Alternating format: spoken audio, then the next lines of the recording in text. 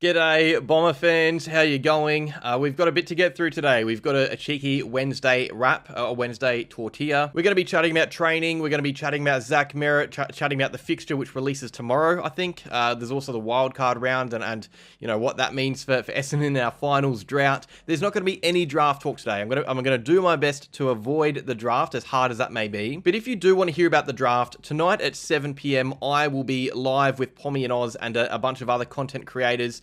Some big YouTubers in the AFL space. We're going to be doing a live mock draft on Pommy's channel. We're going to be, putting in our list manager hats and, doing live trades, selecting players. I'm going to be controlling the Brisbane Lions, the GWS Giants, and of course the Essendon Bombers. So head over there at 7 p.m. You don't want to miss it. It's going to be a lot of fun. It's going to be interesting. Who will I pick at picks 5 and 6? Let's get into it though, and we'll start by talking about training because the boys are back. The training has begun. Peak delusion, as absolutely Essendon like to call it, has begun. The first to fourth year players are now expected to return at training. That was as of Monday. The players outside of that range don't have to be back until the 24th of November, but pretty much all of them are back anyway, which is good. There are a few missing, which I'll talk about in a second. One in particular has, created some headlines. Also, by the way, I am obviously in Adelaide. I get second-hand reports of what happens at trainings from those there. If you guys want first-hand accounts and, more regular updates than what you'll get from me, I suggest you go follow a few accounts. Scooter McNeese and Bomber Banter are obviously fantastic, and they've been on the channel. I've been on their channel before.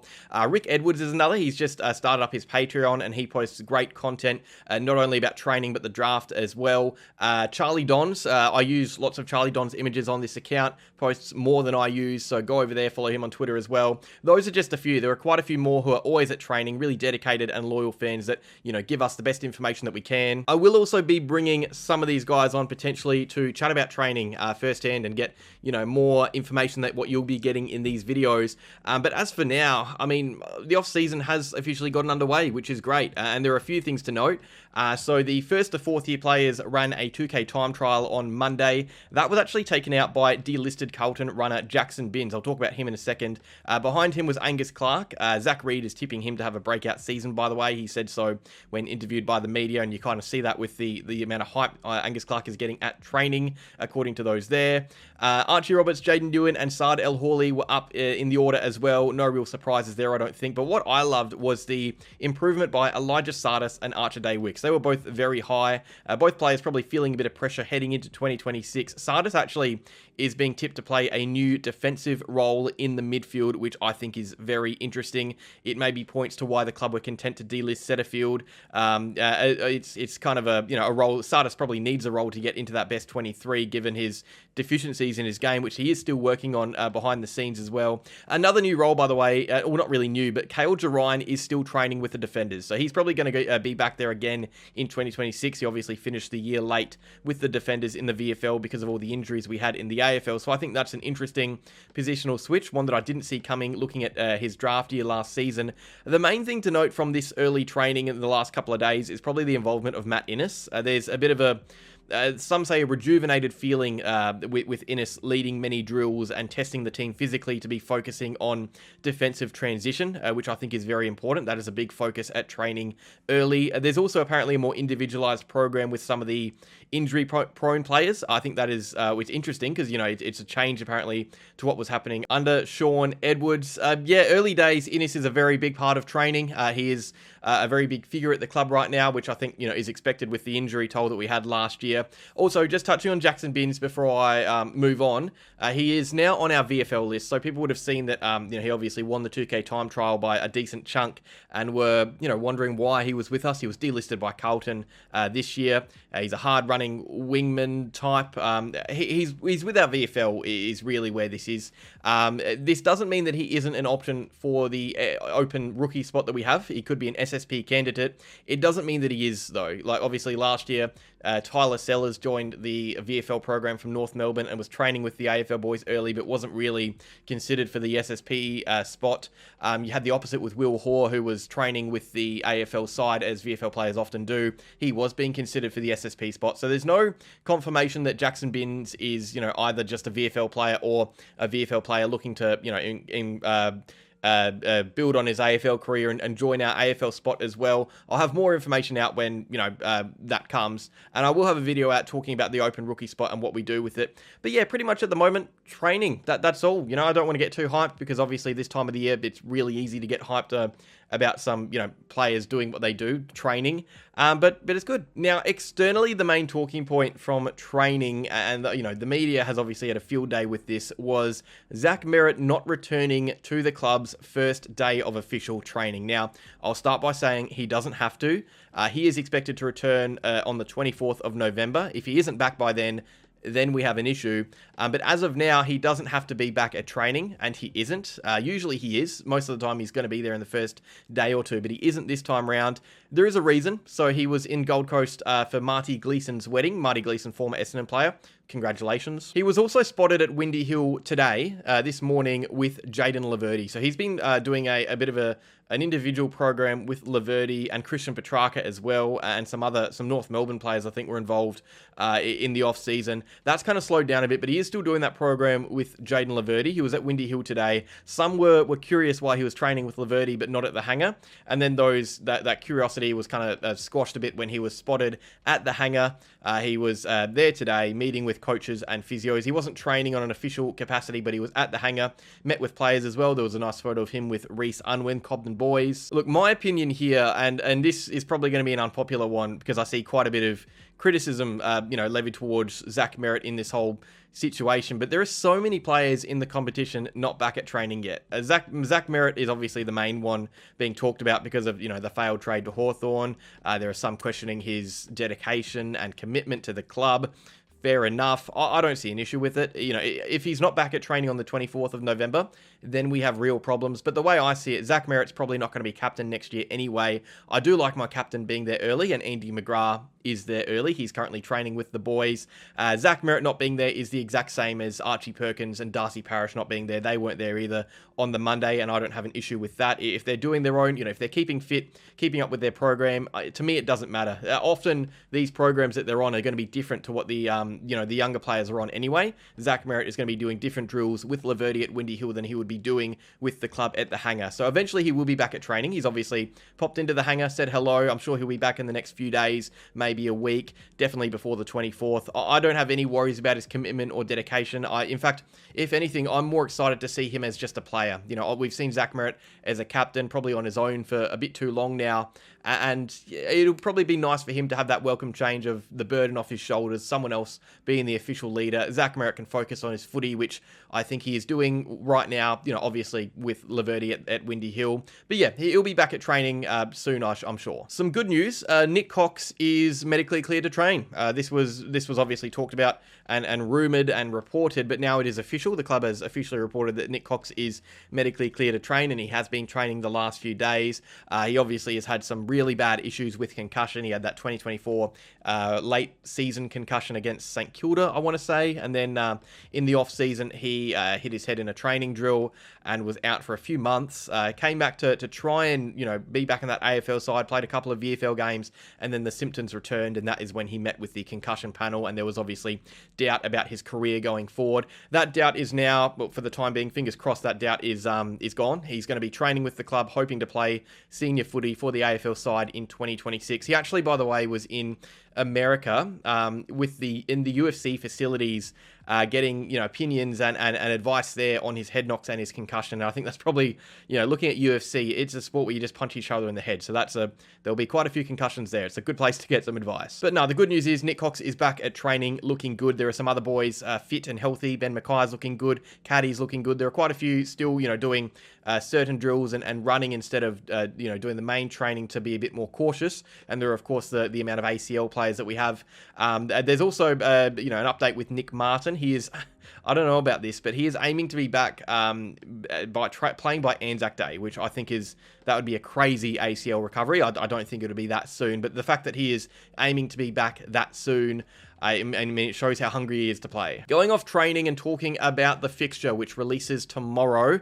I think the good news about being an Essendon fan is that you have a good idea of what games you're playing before the fixture releases. So we've obviously got quite a few marquee games already lined up. We know that we're going to be playing Anzac Day. It'll be at home because the last year's game was away. We'll be playing the King's Birthday Eve against Carlton at home as well, I believe. Richmond Dreamtime, that one's going to be away. We were home this year, so it'll be an away game next year.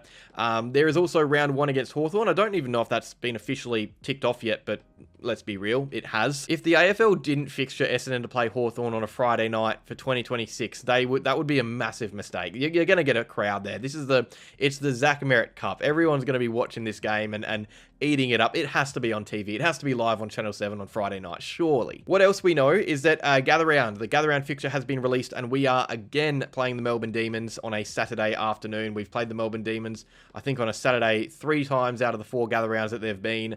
This is Saturday midday at Adelaide Oval, followed by another Adelaide Oval game at night between Hawthorn and the Western Bulldogs. Also, I might be biased here being an Adelaide man, but just get out to Gather Round if you haven't already. It's a great time of the year. The city is really pumping. You've got everyone in their scarves. You've got players walking around Rundle Mall. Adelaide's a tiny city if you haven't been. There's really not a lot to do. So when Gather Round comes around, everyone's kind of doing the same thing in the same area, including the players and officials and everyone. I work in the city, and it is just great to be there. Oh, I almost brushed past this. Another fixture change is Easter Sunday. So we are going to be playing the Easter Sunday. I'm not going to call it a marquee game because realistically it's not. But last year it was the Bulldogs playing St Kilda on Easter Sunday. This year, St Kilda, for some reason, have been given the boot. They want more marquee games. I don't know why this one's been taken off them because they've done so well in the off-season. But we are going to be playing the Western Bulldogs on Easter Sunday. I'm going to be dreading that. That's a 300-point belting on live TV for everyone to see. I don't think we're playing opening round this year, which I don't mind. Opening round is, I don't really care for it much. And the way that it's changing anyway with games in Melbourne, I don't really understand the point of it anymore. There has been a change to the weighted fixturing. So, and this isn't really significant, but the way it's set up now, teams and their fixture and the teams that they play twice are decided by the range where they finish on the ladder. So the top teams will play more top teams twice. The bottom teams will play more bottom teams twice. There's obviously double up games being a 24-round season. The weighted fixturing has changed a bit to provide a bit more flexibility with the AFL and the way that they can release the fixture and schedule things. It means that, without explaining it in detail because it's confusing, it means that teams may be allowed to play those in their range twice more so than they are now. So as it is, you play, I think, if Essendon next year, for example, I think we'd be playing 2 bottom teams, 2 middle teams, and 1 top team, something like that along those lines. The way it is now, it could be 3 bottom teams or 4 bottom teams. I think it was 4 teams in your range and then other teams around. So I'd expect to look at, if we're guessing, maybe double ups against Carlton, who are kind of in our range, Richmond as well, maybe West Coast. We often play West Coast twice. So I'd be looking at those bottom teams as teams that we could be playing twice, which I think is good. It's always good to have an easier fixture. And when you finish lower on the ladder, you get an easier fixture. But yeah, the fixture releases tomorrow, I think. I'm actually not 100% sure. I think it releases tomorrow. If it does, I will have a video out Friday, the following day, covering it, talking about it, yapping on. Okay, now another fixture change to note is the change to the final structure, and I had a few comments asking me to discuss this in a video on itself. I'm probably not passionate enough to do that in its own video, so I'm going to just throw it in here. There's been a change to the final structure. So the AFL for 2026 have introduced a wildcard round. It's an American way of doing things. It's very American, pretty much adding more primetime games for the sake of it. What it would mean is that instead of a top 8, there would be a top 10. And before the elimination and qualifying finals, there would be a game between 10th and 7th and 8th and 9th on the ladder. Those 2 teams or 4 teams would play each other. There would be 2 games, and the winner of those games would enter the top 8. So the top 8 structure would still remain the same. There would just be 2 games before it deciding if, an extra 2 teams could enter instead of the ones that already finished there. This would count as a finals win if a team in 10th won this game and entered the top 8.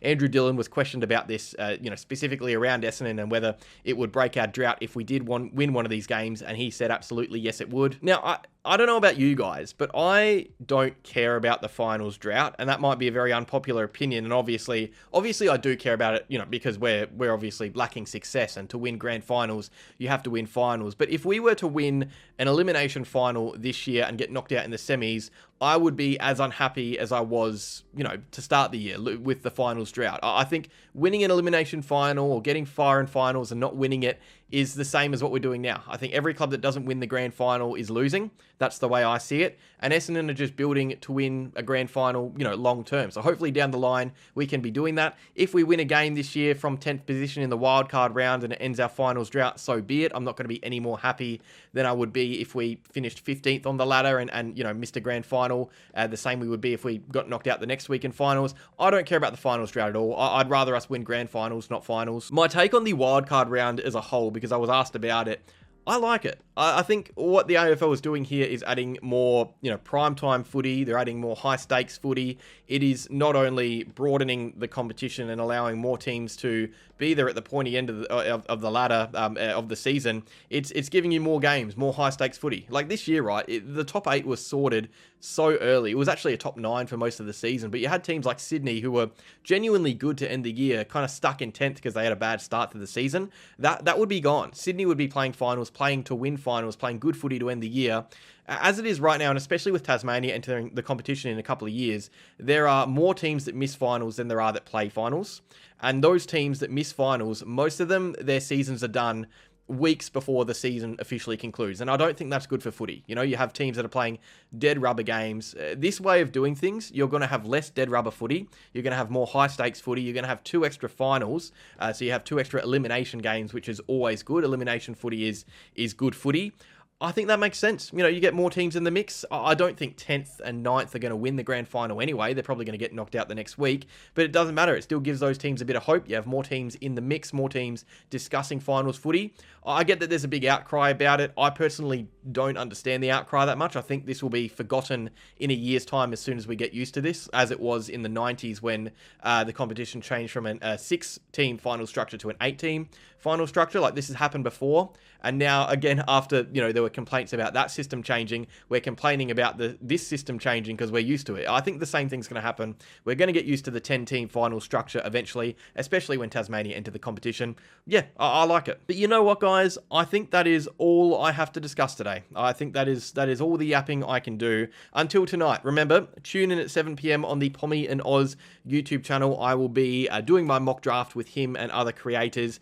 We've got a few really good creators on there, and there'll be some potential trades and some good picks. I'm really excited about it. I'm not only controlling the Essendon Bombers and trying to get the most out of picks 5 and 6 there, but I'll be also controlling Brisbane, trying to see what we can do after the academy bid for Dan Annable. I'll also be controlling GWS, a team I find really interesting in this year's draft as well. So I'm very keen. Hop in at 7 p.m. on Pommy and Oz's channel. Come say hi. See what I do with my Matt Rosa cap on. He's got a better hairline than me, realistically. But also stay tuned to the channel. Plenty more to come. Fixture video, hopefully Friday. There'll be some more draft videos before the draft. I will be probably a bit busy during draft week. I'll be in Melbourne doing some things with other creators, so stay tuned for that, but I might not be posting as much here. So, just a warning there. But no, cheers for watching. Like if you enjoyed, Bomber fans. Subscribe if you're new to the channel. See you tonight at 7 p.m. And as always, go Bombers.